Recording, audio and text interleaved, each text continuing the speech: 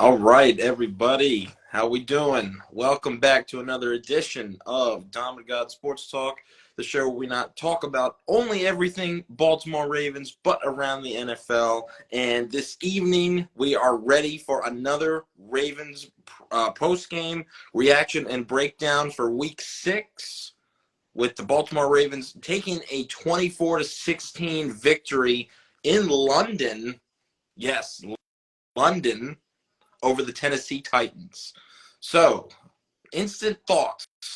First of all, Dom, how you doing tonight on this Victory Sunday evening? I'm feeling good. I said we needed a bounce back and things to clean up, but I feel like that was a bounce back this game, so I'm feeling good. Not a lot of reasons to be mad today. I'm definitely feeling a whole lot better than I was last week. You could kind of see the sort of similar script starting to happen in the third quarter when the Ravens took a halftime lead, 18-3. The Titans quickly climbed back in it, making it 18-13. And you just kind of felt like the Ravens were starting to unravel again, and I was getting nervous, and it wasn't looking too good. But the play of the game, in my opinion, was Geno Stone making that interception on a Ryan Tannehill pass intended for Chris Moore that really turned the game back around, that stopped the Titans' offense, kind of stopped their little groove that they got going in. Because then we were able to take it down and get a field goal. And then Malik Willis had to come in because Tannehill went out with an injury. That was huge. That ended up being very big because we all know how Malik Willis is. He just runs around in the pocket for the most part, doesn't really throw the ball. So the Ravens got a little bit of a break there, but they held it down for the most part, came away with the dub.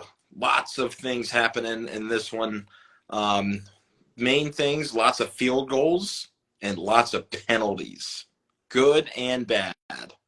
And we will break down some of these bad calls. And some of them were bad calls, and a lot of them were correct as well. Kyle Hamilton, obviously getting thrown out of the game, was probably the headline of this one. I believe that happened in the third quarter on that incompletion. He jarred out he forced on Chris Moore, knocked him out of the game as well. First of all, I'm going to address that first before we just go quarter by quarter. That is a terrible call. I really don't like. Well, okay, let me clarify. It is a good call. The penalty itself was correct because he did target him, and it was hit on head to head, bullseye helmet hit, knocked him out of the game. Correct call, 15-yard penalty, automatic first down. But the fact that he got thrown out was ridiculous to me because he's trying to make a play on the ball. You really think he's just going to go attack his head and knock him out of the game on purpose? I thought that was egregious, and that was totally uncalled for. Then you need to throw him out of the game. Because Kyle Hamilton's not even a dirty player at all. Would you say? I No. mean, no. He doesn't have that sort of ego that somebody like Vontaze Burfict had, or known to make those dirty plays on players. Kyle Hamilton is not a dirty player at all. So I really thought that was kind of ridiculous how he got thrown out. Just making a play on the ball. And after the hit, it was an incomplete pass. So he did his job in a way. It's just unfortunate that he landed the helmet-to-helmet hit. And hopefully Chris Moore's okay because that was pretty brutal. Definitely looks like he has a concussion. Hopefully he'll be back shortly. But yeah, that was I don't know. I didn't like that at all. And the officiating today was just not good. A lot of things that I really did not like. Another one that really got me annoyed, and it could have changed the game as well, was right before Derrick Henry took that wildcat snap and took it all the way for 66 yards, taking it down to the 10. Ryan Tannehill got hit as he threw, incomplete, third down on the 11-yard line. It would have forced a punt. Ravens would have got great field position, and they called roughing the passer on Michael Pierce. Like, what? Yeah, that I was a mean, he was terrible hitting him call. in the waist. Where do you hit these guys? You can't hit him up high. You can't hit him down low. He hit him in the waist, Yeah, right as he was releasing the apparently ball. it's only because like the way he, according to officials, like his body weight fell on top of Tannehill, so that's what forced the Do call. you According to have, officials. have these I don't. officials seen how big Michael Pierce is? Do you think he's Yeah, going to be able to dodge, roll out of the way? I That's just just don't. I don't. unbelievable. I was I don't really hot. understand how else he could have played that. I was I really don't. angry. I Yeah, was that was a really terrible upset. call. That was a really bad call. And then when I saw Derrick Henry running down the field, I said, this shouldn't even be happening right now. It really shouldn't even be happening. The officials handed Tennessee 3 points on at least 2 of their drives. At least 6 points were gift wrapped by the refs, in my opinion. But yeah, those are my instant takeaways.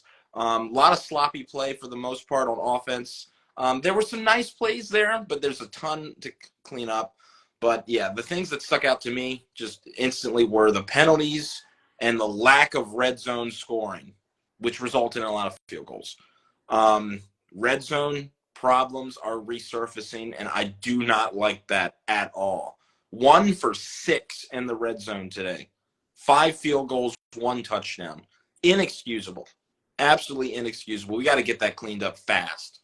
Yeah, those are my instant reactions. What about you, Dom? How did you feel? Well, for one, I'm gonna start with some positives. One, I did like how the receivers played in this game. I think they had a bounce back game from last week. Just in the first half alone, Lamar was hitting at least 7 to 8 different receivers in that first half, which we love to see. Aguilar, Zay, Andrews all had good games. Odell had a great catch for some yak. Looking a little bouncy. Hopefully we can get him going more. That's what I like to see. So it was good to see the ball being distributed. We keep talking about how these receivers need to get the opportunities to make plays, and a lot of them did that today, so I can appreciate that. Penalties have to get cleaned up. It's starting to get a little redundant out here. It's kind of the same offenders too, so it's kind of like Arthur Millette had 2 egregious pass interference calls nearing the end of the game. It was bad. One of them I didn't really think was that bad, but I mean, I'm not officiating, so I guess it is what it is. You got a job to do. We got to clean up the penalties, like you said. Red zone. I don't understand why we're not going to Lamar more in the red zone anymore. Like, I'm a little confused. Like, the funny thing is, we talked about last week on giving the ball to Gus, which they did in the red zone, but obviously the run isn't effective against this front 4.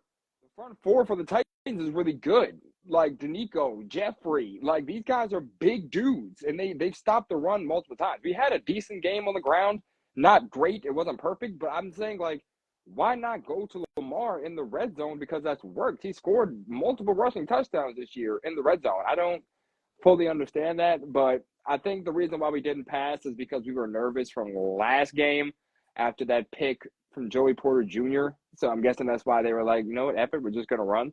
I mean, I can respect that, but like, dude, we got to be able to score in those situations because we got to be able to get points up. Like, we kept them in the game again this time around. And if they would have came back, that would have been on us for leaving points in the red zone. So we got to work on that. Let's see, what other points? Defense. Well, before you move on, sorry, I have to interject.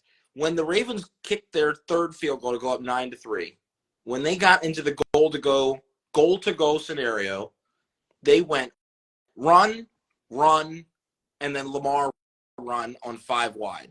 That is what you should have did against Pittsburgh last week, and you would have been that's what we were fine. saying. And what that's they do? Run, field goal. That was the time right there. If we go back to this game now, then you should have did some passes in the red zone. But when you're trying to take care of the football and overpower the defense, their situational awareness sometimes with this team is just not there. Because it's like, you can be creative. Now, if they would have done the Mark Andrews play to the little, flip, whatever it's called, left-handed flip. I can't remember the play it's called. I don't know what the terminology is. You know what I'm talking about, right? Yeah, the little flicker. Gosh, there's a name for it. I'm drawing a blank right now, guys. I'm sorry. The little pitch to the tight end in motion. Like a flea flicker? It's not a flea flicker. Gosh, it's going to come to me like midway through the show, and I'm going to say it, and I'm going to feel real dumb. But they could have gotten creative right there on the red zone. They really could have. There's really no reason why they couldn't. That was early in the second quarter. The situational awareness has to be better in the red zone. Like, I don't know why we're not calling more passes either. Shovel pass, thank you. Thank you. I knew I had a name for it. Appreciate that. Yeah, duh. I knew it. Yeah, the shovel pass. They could have called that. And Lamar went 2 for 3 in the red zone today with a touchdown to Zay Flowers. Why are we not calling more pass plays in the red zone? Call some play actions. Like, just be creative. That's what I'm talking about, situational awareness. Like, they did all that passing in the red zone against Pittsburgh and threw a pick. Like, you could have done that. I don't know. I don't know if these guys realize what they're doing, but the play calling has to be better in the red zone and the execution. Sorry to cut you off. You're good. But I feel like that had to be addressed because I felt like I was having deja vu when I'm watching us run 3 straight times to kick a field goal, but we should have did last week. No, I agree. But anyway. You're right. I mean, the red zone offense has to be better. The performance and execution in the red zone has to be better.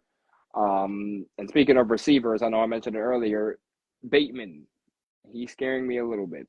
Lamar Jackson's one interception that he had on the day, where that went to Sean Murphy Bunting on that pass play. I don't know what Bateman was doing right there. I don't know exactly what he did like a little – he didn't make any effort to get that ball. I don't really know what happened with that. I don't think that's a pick if he at least, like, tries to tip it or something in that nature. Like, Bunting is right there. He's behind you. Like, you saw him. Like, Bateman's scaring me a little bit. And I know, like, we've seen what he's capable of. I'm waiting to see it more from him. But I would like to see him, like, you know, get something going here because I'm not seeing it. Like, our best 2 receivers right now is Zay and Nelson. I'm giving it to those 2 right now. OBJ is right there. And then like Bateman, like I vouch for you, bro. I want to see it win, but we got to see it on the field because I don't know if you fully have the trust of the guys. Like, and they won't obviously they won't admit it, but it just doesn't seem like it's fully there. Like, Lamar, that was your one chance, and the Lamar gave it to you, and it was a turnover. Like, that could have resulted in disaster. Like, it has to be better execution on that play. Like, Bateman, even if you can't catch it, at least try to tip it away from the defender, so at least it's just an incomplete pass at that point. Like, so Bateman is scaring me a little bit. I'm hoping we can get him on track somehow, but it's getting scary so far. Defensively, defense did what it did. We did what we expected them to do in the clutching up, stopping. Agreed. I got to interrupt you one more time before you move off of Rashad Bateman because you brought up a great point right there. I'm starting to see some Hollywood Brown-esque things happening with Rashad Bateman. The effort on that play is not there. Like, what is this? Yeah, like you're on your way out, Bateman. You're on your way out. If you're going down that path right now. You're getting these chances. I mean, here's Bateman's season stats. He gets 1 catch for 7 yards every game. That's it. That's literally all he does. And then he's gone for the rest of the game. Steelers game, he had a lot of opportunities. The drop touchdown, the drop deep over the shoulder catch went right through his hands. And I know that was a tough one, but still. If you want to be a first-round pick wide receiver, live up to your expectation, you got to make that grab. He is on his way out. And I'll tell you what, these other Ravens wide receivers are not stopping for him. They are not. He should be working his way down the depth chart. Right now, the depth chart should be established as Flowers, Aguilar, OBJ, and then I guess Bateman at 4. I'd argue you can move Duvernay up because of it's getting real bad. It's getting ugly. And there's just no excuses. We're running out of excuses. Yeah. The injuries aren't there. You can't make that argument anymore. He's not listed on the injury report. He's just not playing good. And these miscommunications, it's just I don't know. And that seems to happen frequently with Jackson and Bateman. So I don't know what he's doing. They need to work outside of practice. Maybe he should pull Lamar aside and say, "Hey, can you work on some stuff with me?" I wonder if that's a thing, because I know Lamar works with his wide receivers in private practice sessions sometimes. I know he definitely does that in the offseason. But if he doesn't know stuff, why don't you go up to your quarterback and ask? I don't know. Just do something to improve your timing. Because right now you're on your way out. And the Ravens will have no business trading you away or not picking up your fifth-year option or whatever. So get it together because we've got guys waiting to take your spot easily. Like the people you just said. Nelson Aguilar, I still am a Nelson Aguilar fan. I know he had a really bad drop last week that was a touchdown, but I like him. Shoot, he almost took one to the house today. He did. Like, he almost took one to the house. Right. Shoestring tackle. But yeah, anyway, that was my spiel on Bateman. He's so frustrating. He really is. I don't know what's going on with him. I'm hoping that he has a bounce back soon. Like we could use a really great Bateman performance because I mean we haven't seen it, and I hate to be we that saw guy, it back in 2021. We saw I just it. mean this year. Yeah, I just mean this year. Oh yeah, I got you. But I'm saying, saying what I was saying is we've seen the flashes. Like back in that year, we know he can do stuff. That's why I always say we know what he's capable of. We've seen it multiple times. I'm just saying, dude, let's see it again. Like, what's the problem? Right. I don't know what the issue is. So that's what he has to figure out. He made some really damn good catches in 21.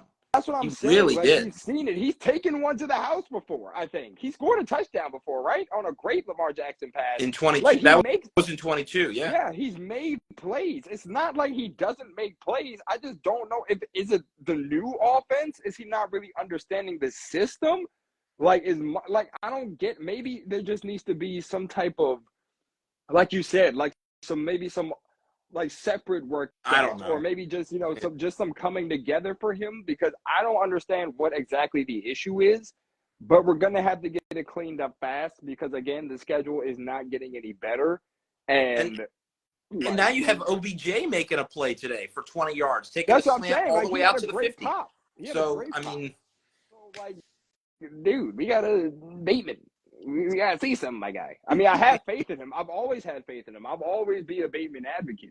But I'm just because I know what he can do. I've seen it multiple times. It's just like, bro, we got to see it again because, we need you out there. We do. We need him. I get it. We do have playmakers, and we saw them today. But, dude, if you're a force out there, we are a problem. We are a legitimate problem. We know Mark and Zay are good. We know Aguilar has been consistent. OBJ, hopefully we can get him into form and he'll be great. But bro, if you're out there and you're out there making plays, and then we're an issue. We're a legitimate issue. So we need him out there making those plays that we've seen him make time and time again. So I'm hoping that he'll have a bounce back soon because I mean, I know he's a good receiver. We've seen that he's a good receiver. What I'm about to say after that too. Defense did his job. Defense has been doing his job all year. That's not really up for debate. Looks like Marlowe is kind of getting into the swing. He had one bad call. I know he had a penalty. I don't know if it's a pass interference or a holding call. He had one bad call in the game, but hopefully he's getting his footing and he's good. Marcus Williams, I really wish he wouldn't have came back as early as he did. I kind of was hoping that, he played relatively well today. I thought he was better today. Yeah, he played relatively well today. He had that egregious call that I really don't think was a call, in my opinion. I don't know if you remember that play. Call. Yeah, that was a really bad call. I don't think that was a penalty. Awful I'm just saying that was a bad call. Yeah. That's just all. I don't get it, but I don't get paid to officiate. But I'm not throwing the flag on that. I think that was unnecessary. But yeah, I still don't agree with the decision to have him out there right now. I really would have rather waited for him to get back on the field. I mean, he knows his body. I don't. So I can't sit here and be like, oh, yeah, I mean, I can say it right. I can't. But he has I think it was he left the game with a hamstring injury at some point in the game. I don't even know if he came back. I can't fully remember. But, it's starting to become a little bit of a worry with him. And, I'm okay if he wants to, take some time to himself, getting himself together. like physically, because we're gonna need him in that later stretch. So I think we're fine if he's not on the field, if he takes the time that he needs to get himself right, get himself together, physically, just work on getting to your best self that you feel like you can get this season. Because I would rather him be healthy than for him to be out there just like getting banged up even more than he already was recovering from that peg. So that's just my personal opinion. I know others might feel differently, but I kind of wish he would have taken more time in coming back. But that's just me, and that's because I care about his physical health. I just want him to be all right at the end of the day. And as the injuries pile on, it's going to be kind of harder to get to 100% because you're already battling the pec. Now you got the hamstring. It's not looking like it could get better. So I'm hoping that he does get better, and I'm just praying that he's going to be all right. Did you Buzz, say he had a hamstring injury? He left the game I with a I believe he left the game with a hamstring Okay. injury. Well, I believe he I'm going to did. check on that. Yeah, Would you mind please. checking on that? I don't have Yeah, my computer with me. yeah. Let me fact check I'll just address to make sure. some of But these. We've got some comments coming through. I'll address those. The Johnson Jones says, "Oh, my bad. The Jason Jones, inside joke." Mallette almost sold the game. I mean, yeah, those were bad penalties, but it's I crazy. I felt didn't like even see all these. I I didn't even see all these comments. felt like the game was over by that point. Because even if it was going to come down an onside kick. Because yes, he did get flagged in the end zone twice in the same drive. That was ridiculous. But yeah, we need to clean those up. I agree. And throwing Kyle Hamilton out was insane. Yeah, we talked about this earlier. Just how if you're a defender trying to make a play on the football, I promise you're not thinking of just helmet to helmet targeting somebody when you're doing that. He was just going for a nice play on the ball, and he ended up drawing it out. He did what he had to do. But here's the thing: he did. Of course, it was a clear helmet to helmet hit, and it should have been a penalty. But you cannot throw him out right there because he's not doing that on purpose. He's not meant to. What were you about to say? I was saying. So he did leave the game with a hamstring injury. It was in the third quarter. It was actually on the Geno Stone interception Oh, yeah. that he got injured Okay. on. So he did not return to the game. We'll check on that. Yeah. But yeah, well, I was just going to finish saying he doesn't have a reputation for being a dirty player. So having him thrown out just because he was trying to make a play on the football was not a good move on his part by the refs. I don't agree with that. But the penalty, yes, it was justified. But yeah, Whether you do it on purpose or not, it's a 100%. flag. 100% that's a penalty. Yeah, the throwing out was ridiculous. Yeah, I've seen people target before. Yeah, agreed. Definitely tossed him out because of the outcome of the hit, not the hit itself. Yeah, maybe that might because he was wobbling. He couldn't even stand up. Chris Moore was really. You could tell Chris Moore had a concussion. He was he was not fully aware of anything at that point. He was looking like a college student on a Friday night trying to get home. It was really bad. Yeah. Hoping that's not he's going to be all right. Yeah. Of course. He should be fine though. I think he'll be all right. Yeah, there's players who knock other players out and didn't get thrown out. Yeah, it's happened before. He really did. When I think of concussions happening, I always remember the Joe Flacco hit back on that Thursday night football game in 2017 with Kiko Alonso drilled him, and he was trying to stand up, and he was just going like that. Like it's you can tell when people have a concussion. Dom, you remember that game? I do. Where we had to bring in Ryan Mallett for the rest of the game. Yep. Ended up being a 40-0 shutout. But yeah, that was that one, just that moment right there. When I think of a concussion, that's what comes to mind. When people get hit like that, and then they need assistance getting up. But you never like to see it. You never do. Yeah, it's terrible. It's really terrible. You never really want to see those hits in any sport. But hoping that Chris Moore will be all right, and maybe he should just take this week to relax, and then he can get back at it again the week after that. But yeah, I don't agree with the ejection. I don't think Hamilton should have been ejected. And it's not like he's known for this kind of thing. It was just a freak accident. It could happen to anyone at any time. But, hoping that, we agree, though, it was a penalty. It should have been called 100%. Just the ejection was terrible. I don't agree with the ejection. Mm-hmm. But yeah, back to Williams. Williams, get healthy, please. Focus on yourself. Focus on your body. Don't rush yourself back. We would need you at 100%. So please do not rush back. Get healthy. I don't care about anything else. Get healthy. But other than that, I think Lamar's accuracy better. He was 13-17 today. I feel as though he was clicking. Oh wait, no, 21 of 30. I'm sorry, of 30. He was 21 of 30. 233, 223, one touchdown. And the pick, I don't really know if that was fully his fault. So we'll call a spade a spade. But I think he played a great game. I think there's just some tiny things we need to clean up. Red zone specifically. Defense has been playing great as usual. Patrick Queen and Roquan Smith have just been playing out of their minds these past couple of games. People were talking so much trash about Patrick Queen, but now look at him just out here playing his life off right now. Everybody kept saying, get rid of Queen, but he's making plays out there. I don't fully understand where the slander was coming from. I said, give this man a year with Roquan and see what he can do. And he's proven time and time again that he can make plays. I've never listened to the Patrick Queen slander. I'm sorry. I never did. I always wanted him on the team. I think he was going to be great, and now he's out here proving it, game in, game out.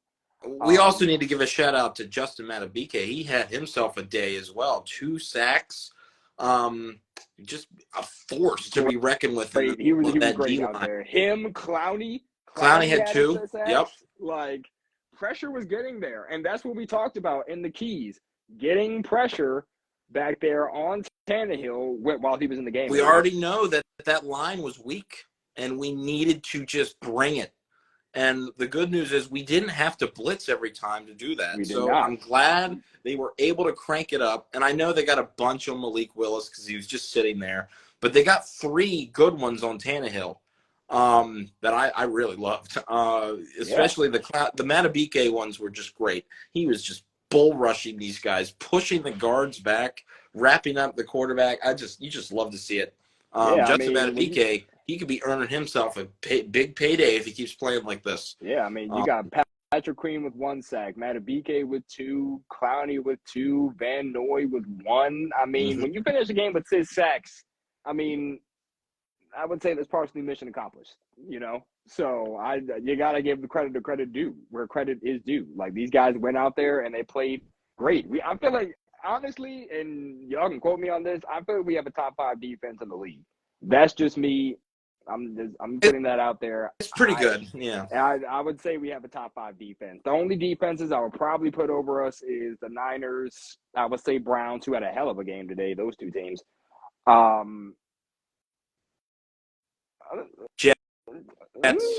Jets. Yeah, I'll probably say Jets. Buccaneers, Lions. Cowboys. Cowboys. I can't. No, I can't go Cowboys. Or Steelers. What about Steelers? Steelers is good. Steelers D-line is good. I think our secondary has the edge. Is good, but I think our secondary is better. I would probably put us, if not 5, 4 or 5. I think you can rank us 4 or 5 in terms of defense because we've allowed our first rushing touchdown today in 6 games. In 6 games, that's saying something.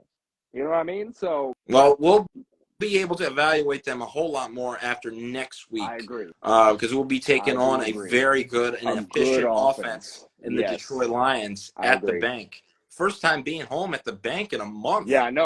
So we've been away. We have been away. Well, yes, so you really hope that they can come down and give us a nice welcome back party with a dub. We'll see. But it ain't going to be easy. It really isn't because the Lions' offense has been cooking. Yeah. And their defense, I believe the defense, I think they held Baker Mayfield and the Bucs to 6 points today. I may be wrong. I don't know. Maybe they got late. You're not wrong. 20-6 was the final score. I believe it was 19-6. Okay. So yeah, we'll have our hands full on both sides of the ball. Especially if the Lions defense starts to pull it together, which it looks like it has. So the offense is going to have to put up more points, I believe, than 20 if they're going to get this win. 24 even. Oh, no, I you're think right. It was 20. It was 20 to 6. Lions are capable of scoring a lot of points, so we need to make sure our offense converts in the red zone, doesn't have to settle for 3. And we'll have to of course, we're going to break this down later. But, use the home advantage. Let's get the defense going. Let's get after Goff. Goff is not super mobile. So the Justin Madubuike, Clowney, all those guys, Van Noy, the linebackers. Van Noy has been really good since He's had signed him. a couple He's bad definitely balls too. He's made his presence They'll felt, have a and I can appreciate nice that. opportunity to shut Van down Noy. Goff next week. So we'll see how that goes. Yeah. But overall, we're going to probably get up on out of here shortly. A couple other things happening around the league. The Browns, as you said earlier, stunned the 49ers. Absolute stunner. I couldn't believe, I had thought they had no business winning that game. PJ Walker at the starting quarterback. Both teams were flagged 12 and 13 times. So 25 total penalties for over 300 yards in penalty yardage, which is unbelievable. I remember watching the end right there, 17-16. The Browns got 2 personal fouls to move into field goal range, 30 yards in penalties. And they were able to kick the go-ahead field goal with Dustin Hopkins, who's had himself a pretty good year, to give him the lead. And the 49ers even getting a pass interference to extend their drive on their final drive of the game. Of course, taking it Purdy struggled all day. Had a decent drive at the end, took it down the field, got him in range, and Ryan Moody, who's had a really nice year for the Niners, the rookie, and even worse, had his entire family at the game today. Just whiffs on the field goal to win. Dude, when I tell you I was at work and I'm at work, we're all watching the game. And it's funny because we're all watching it and we're like, oh yeah, the Niners, they find a way to win. You know what I'm saying? And then the kick is off and then it's to the right. And I'm like, we couldn't believe it. We could not believe the Niners couldn't get it done. And that, now, mind you, Debo and CMC got hurt, but dang, that's and that actually kind of brings me a little bit of comfort, even though I didn't want the Browns to win. It brings me a little bit of comfort in knowing that the Niners aren't invincible. You know what I mean? We got to play them later, so it's good to see that, because even beforehand, I don't really think the Niners were really moving well offensively before CMC and went out. Because the Browns defense is serious. We got to give that credit where credit is due. The Browns defense is serious. Yeah. They're not ranked number 1 for no reason. So, and I see that, and I'm like, dude, this brings some comfort knowing that we played them in a month and a half or so, because, I mean, that's the key to success, is making Brock Purdy uncomfortable. And I feel like the Browns did a really great job of making him look uncomfortable. But the weird thing is, he's been comfortable when uncomfortable, if you will, because the teams are blitzing him, getting after him. He buys time and he throws dots. Look what he did to the Cowboys. Maybe I don't know what happened today. Different. Maybe the weather was a factor. The weather was a factor in the first half, but the second half, they were just stonewalled. They really were. The 49ers defense did their thing. They dropped a crucial pick in the end zone. Oh, man. PJ Walker forced a terrible pass across his body. Yeah, I remember that. And I'm surprised they passed that. Maybe they were just trying to win it. Oh, he had space in front of him. If he would have just ran and slid it bounds, it would have been fine. Past that, I would say just go downfield, slide, waste the clock, force a timeout. I don't understand why you – I didn't understand the point of that play, but I guess I'm not a coach. I was just unthinkable that the Browns lost that game. That's so – I'm so shocked. There's no more undefeated teams left in the NFL. So everybody is – Eagles lost too. Eagles just lost to the Jets in a crazy ending. Jets defense coming up clutch. That was a play by Whitehead. Oh, Jalen Hurts, just terrible reads. Terrible read on that interception. I don't know what he was looking at.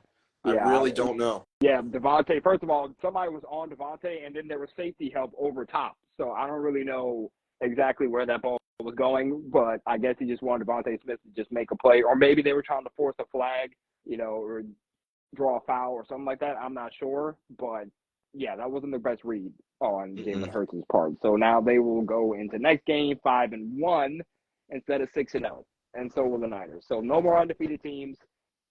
So the grind continues. Well, that's fine. And the Ravens sit at 4-2. They are in first place in the division right now by Oh a yeah, half and game. since he did beat Seattle. Yes, I was just about And, to say that. yeah, Shifting since gears he to did beat them, Seattle. another barn burner in the second half. My goodness, the beginning, the Seahawks took it right down the field, opening drive touchdown. Then the Bengals answered opening drive touchdown. And it was like, oh my gosh, this is going to be a shootout. And then the Bengals got one more touchdown on their second drive. And then when the Seahawks didn't score, I said, uh-oh, look out. Bengals are going to run away. And then I don't know what happened. The Bengals offense just went to sleep. They only scored 3 points the rest of the game. Seattle kicked 2 more field goals and ended up losing the game.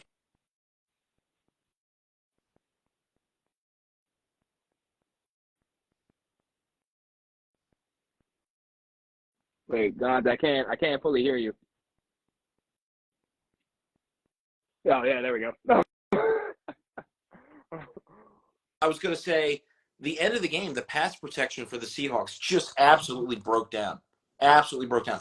What's his name was under so much pressure. He could not get rid of the ball. Hardly at all. He took so many sacks in the fourth quarter. The Seahawks had the ball in the red zone at least 2 or 3 times in the fourth quarter. Came away with 3 points. That's it. One of them was an interception. Terrible read to Jackson Smith and Jigba.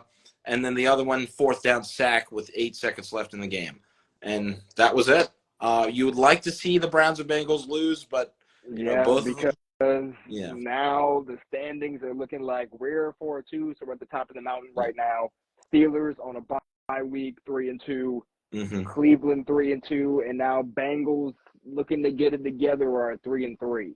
So Yeah. it's gonna be close at the end of the year. That's why we have to keep stockpiling wins. Those 2 losses really look bad now, but it's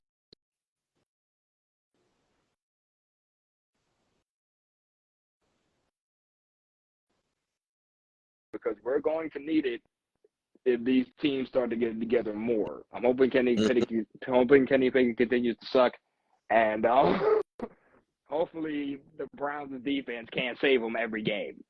So we'll see. But yeah, we'll just have to see how the end of the year goes. Yep. All right. Well, Yeah. let's go ahead and go ahead and get up on out of here. Ravens take the dub today. Browns and Bengals also win, but we still sit pretty at 4-2, up by a half game over the Browns and the Steelers. So we will, of course, take that. So, of course, guys, thanks for tuning in, spending your evening with us on this nice Sunday evening. I think the Giants and the Bills, don't know why that's on Sunday Night Football, is about to kick off in a few minutes, or it's already off, yeah. Yeah, it's kicking off right now. But, guys, thanks again. For y'all who's watching this on YouTube, please leave a like and a sub and a comment down below if your team won or any questions for us or any inquiries. Leave it down in the comments section. We are on the road to 50 subs, so please hit that sub button. Spread us around. Tell your friends, family, all that jazz. We would love it and appreciate it. Dom, any last messages before we head on up out of here? Just great team win. Good job, guys. Bouncing back after our last London performance from years ago. Yes. Not going out like that. And let's get ready for Lions, man. We're on to Detroit. Yes, we are. We'll see you guys on Friday evening. I don't think we'll do Thursday. We'll start with Friday. We'll keep you updated if that date moves. So for now, have a great week, everybody. We'll see you guys on Friday for Ravens versus Lions preview. All right, guys. This is Domandgon signing out.